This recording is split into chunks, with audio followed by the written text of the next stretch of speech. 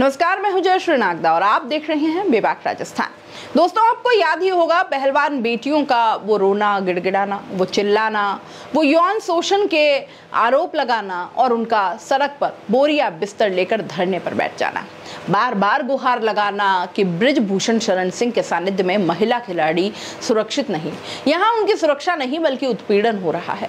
पूरा देश गवाह है पहलवान बेटियों के उन आंसुओं का, लेकिन ये राजनीति है साहब, यहाँ ऊंट किस करवट बैठता है कोई नहीं बता सकता। और बस एक बयान आता है जिसमें कहा जाता है कि बारात तैयार है, बस दूल्हे का इंतजार है। जल्द ही आप लोगों को एक अच्छा दूल्हा केसरगंज लोकसभा सीट से मिलने जा रहा है। हम अपनी पूरी तैयारी किए हुए हैं। ये डायलॉग सांसद बृजभूषण शरण सिंह का ही था। कार्यक्रम फिक्स है, बर्तियां तैयार है, दूल्हा गायब, लेकिन दूल्हा मिले और अच्छा दूल्हा। 25 अप्रैल को एक चुनावी सभा में उन्होंने पूरे आत्मविश्वास से कहा था कि मेरा टिकट करीब करीब फाइनल है, तैयारी करने के लिए कह दिया गया है। लेकिन ऐसा क्या हुआ कि अब केसरगंज से बृजभूषण शरण सिंह का टिकट कट गया। उनकी जगह उनके बेटे करण भूषण सिंह को टिकट दिया गया। टिकट देने के आश्वासन से लेकर टिकट कटने तक की यह कहानी 10 दिनों तक चली है। 22 अप्रैल को जिस उत्साह से बृजभूषण दिल्ली से लौटे थे, 1 मई की शाम तक वह उत्साह कहीं खत्म हो चुका था। परिवार के किसी सदस्य को तो टिकट नहीं मिल रहा। इस सवाल पर मीडिया से झल्लाने वाले सांसद साहब अब आलाकमान के फैसले के आगे झुक चुके थे। न चाहते हुए भी उन्हें अपनी सीट पर बेटे को उत्तराधिकारी घोषित करना पड़ गया। बृजभूषण सपा में न चले जाएं, इसलिए भाजपा ने भी बेटे को टिकट देकर मना लिया। गुरुवार सुबह करीब 8 बजे केंद्र के एक कद्दावर मंत्री की बृजभूषण से 2 मिनट 40 सेकंड की बात ने पूरी स्क्रिप्ट ही बदल दी। 10 दिन में कैसे बृजभूषण को टिकट देने का मजबूत आश्वासन दिया गया और फिर कौन सी परिस्थितियां ऐसी बनी कि टिकट काटना पड़ गया। क्यों छोटे बेटे को ही बृजभूषण ने अपनी सीट का उत्तराधिकारी बनाया, चलिए इसे सिलसिलेवार समझते हैं। पॉलिटिकल सूत्र बताते हैं कि 21-22 अप्रैल को बृजभूषण शरण सिंह दिल्ली में थे। मीडिया में लगातार पूछे जा रहे टिकट के सवालों का मजबूती से जवाब दे रहे थे और इसी बीच दिल्ली में उनकी मुलाकात पार्टी आलाकमान से होती है। इस मुलाकात में केसरगंज की टिकट को लेकर गंभीरता से चर्चा हुई। सारी बातें रखने के बाद बृजभूषण को टिकट देने का आश्वासन आखिर दे दिया गया। बृजभूषण भी मजबूत आश्वासन के भरोसे दिल्ली से गोंडा के लिए चल पड़े। लोकसभा चुनाव की घोषणा के बाद पहली बार अयोध्या एयरपोर्ट पर समर्थकों ने उनका भव्य स्वागत किया। अगले ही दिन बृजभूषण ने टिकट के आश्वासन के बल पर एक बड़ी चुनावी रैली कर डाली। इसमें बृजभूषण ने सार्वजनिक रूप से डायलॉग दिया कि यहाँ बारात पूरी तरह से तैयार है, बस दूल्हे का इंतजार है। इशारों में बृजभूषण ने कहा कि बस टिकट की घोषणा होने की औपचारिकता बाकी है, मेरी पूरी तैयारी है। उधर से झंडी आएगी और इधर प्रचार शुरू हो जाएगा। लेकिन 26 अप्रैल के बाद से टिकट के समीकरण बदलने शुरू हो गए। बृजभूषण का टिकट कटने में बंगाल की कोई भूमिका हो सकती है। ये सुनकर थोड़ा अजीब लगेगा, लेकिन ये सच है। इसके लिए आपको पश्चिम बंगाल तक चलिए ले चलते हैं।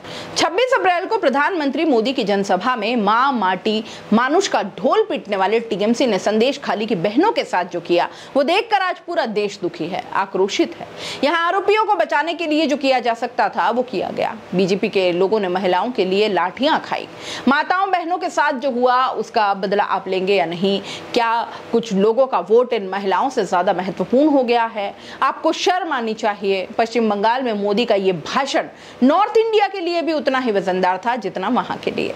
अब महिलाओं के सम्मान के लिए कही गई ये बातें यहां भी तो लागू होती थी। ऐसे में अगर बीजेपी बृजभूषण को टिकट देती तो उत्तर प्रदेश, हरियाणा में एक बार फिर से यौन शोषण का मुद्दा खड़ा हो जाता और इससे पार्टी की नारी शक्ति बचाओ वाली छवि पर दाग पड़ जाता। 26 अप्रैल को बंगाल में मोदी की जनसभा की बातचीत अभी चल ही रही थी कि कर्नाटक में एनडीए प्रत्याशी का अश्लील वीडियो रैकेट सामने आ गया।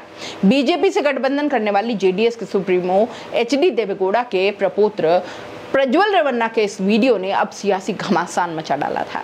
कर्नाटक के हासन से एनडीए उम्मीदवार प्रज्वल रेवन्ना के खिलाफ यौन उत्पीड़न की एफआईआर दर्ज हो गई। पार्टी ने उन्हें जांच होने तक पद से हटा दिया। कांग्रेस ने इस पूरे मामले को बड़ा मुद्दा बना दिया। खुद राहुल गांधी ने यह बयान दिया कि प्रधानमंत्री मास रेपिस्ट का प्रचार कर रहे हैं। दरअसल नरेंद्र मोदी 14 अप्रैल को मैसूर रैली में थे और उस रैली में प्रज्वल रेवन्ना भी मौजूद थे। इस कांड के बाद से दिल्ली तक भाजपा बैकफुट पर दिखाई दी। किसी नेता ने इस पर खुलकर बयान नहीं दिया। अब अगर पार्टी ब्रजभूषण को टिकट देती है तो इस मुद्दे को तुरंत कर्नाटक से जोड़ दिया जाता, इसलिए 28 अप्रैल को ही ब्रजभूषण को टिकट न देने का फैसला कर लिया गया। इतने दिन तो बस उन्हें मनाने में लग गए। टिकट की घोषणा में देरी होने से ब्रजभूषण काफी नाराज हो रहे थे। गुरुवार सुबह ब्रजभूषण के पास बीजेपी के आला कमान यानी केंद्र में ही कोई कद्दावर मंत्री का फोन आता है।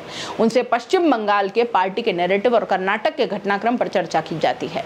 पार्टी की ओर से कहा जाता है कि यदि इन परिस्थितियों के बीच आपको टिकट दिया गया तो विपक्ष से बड़ा मुद्दा बना लेगा।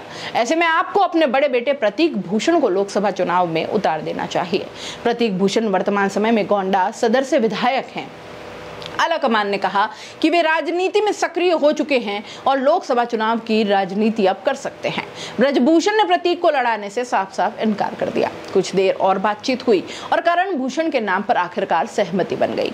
करण भूषण का नाम फाइनल होने के बाद ब्रजभूषण ने मीडिया से कहा कि प्रतीक गोंडा सदर से विधायक हैं, वे इस जिले का प्रतिनिधित्व कर रहे हैं, इसलिए करण भूषण को केसरगंज का प्रत्याशी बनाया गया है।